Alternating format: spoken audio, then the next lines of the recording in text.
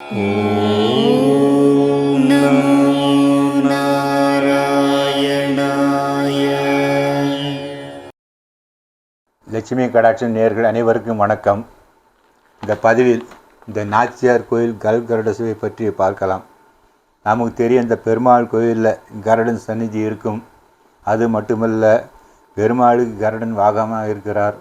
எங்கே போனாலும் கருடன் மேலே தான் பெருமாள் போவார். எல்லாம் நமக்கு தெரிஞ்ச விஷயந்தான். சரி, அந்த பெருமாள் மீது அந்த கருட சேவை நாம் தரிசித்தால் நமக்கு என்ன நம்முடைய தோஷங்கள், இந்த சர்ப்ப தோஷம்லாம் சில ஜாதகத்தில் இருக்கும். அந்த சர்ப்ப தோஷங்கள் நம்மை விட்டு விலகும். அந்த அளவுக்கு சக்தி அந்த கருட சேவிப்பதால் நமக்கு கிடைக்கும். அது மட்டுமல்ல, இந்த நாச்சியார் கோயில் கல்கருடம் இருக்க, அது ரொம்ப பிரசித்தி. அந்த கோயிலே நாச்சியார் கோயிலில் யார் பார்த்தா கல்கருடன் தான் மிகவும் பிரசித்தியாக இருப்பார். நாம் பெருமாள்கிட்ட கூட நாம் பிரார்த்தனை செலுத்த வேண்டாம். இந்த கல்கருடன் இவர்கிட்ட நம்முடைய பிரார்த்தனை சொன்னாலே போதும், நிச்சயமாக நிறைவேறும். அது அந்த அளவுக்கு ஒரு விசேஷம். தினமும் 6 கால பூஜை இந்த கருட பகவான் நடக்கிறது. அது மட்டுமல்ல, இந்த கல்கருடன் வருஷத்துக்கு 2 முறை புறப்பாடு கண்டருள்ளார். மார்கழி மாதம் ஒரு நாள், அதன் பங்குனி மாதம் ஒரு நாள். வருஷத்தில் மொத்தம் 2 புறப்பாடு அந்த கல்கருடம் இருக்குது. அந்த கருட பகவானுக்கு என்ன ஏற்றம்னா, இந்த மாதிரி கருடத்தை நீங்கள் எங்கேயும் பார்க்க முடியாது. அந்த அளவுக்கு ஒரு விசேஷம்.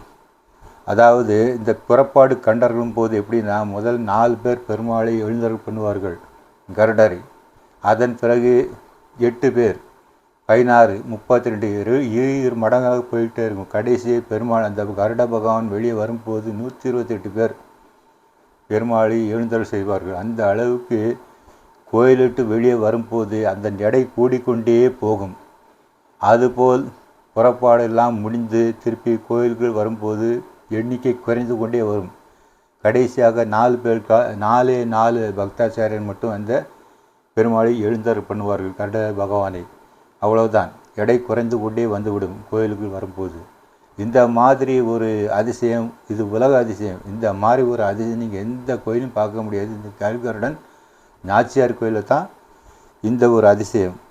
இந்த கல்கருடன் புறப்பாடு இந்த மார்ச் மாதம் 27ஆம் தேதி வெள்ளிக்கிழமை என்று நடைபெறும் நாச்சியார் கோவிலில். அந்த கருட பகவானை கல்கருடன் நாம் சென்று சேவித்தால் நம்முடைய வாழ்க்கையில் உள்ள தோஷங்கள், அதாவது குறிப்பாக பார்த்தோம்னா ஜாதகத்தில் இந்த சர்ப்ப தோஷங்கள் இருக்கும். இந்த சர்ப்ப தோஷங்கள் விலகும். அது மட்டுமில்லை, நன்மைகள் பல உண்டாகும்.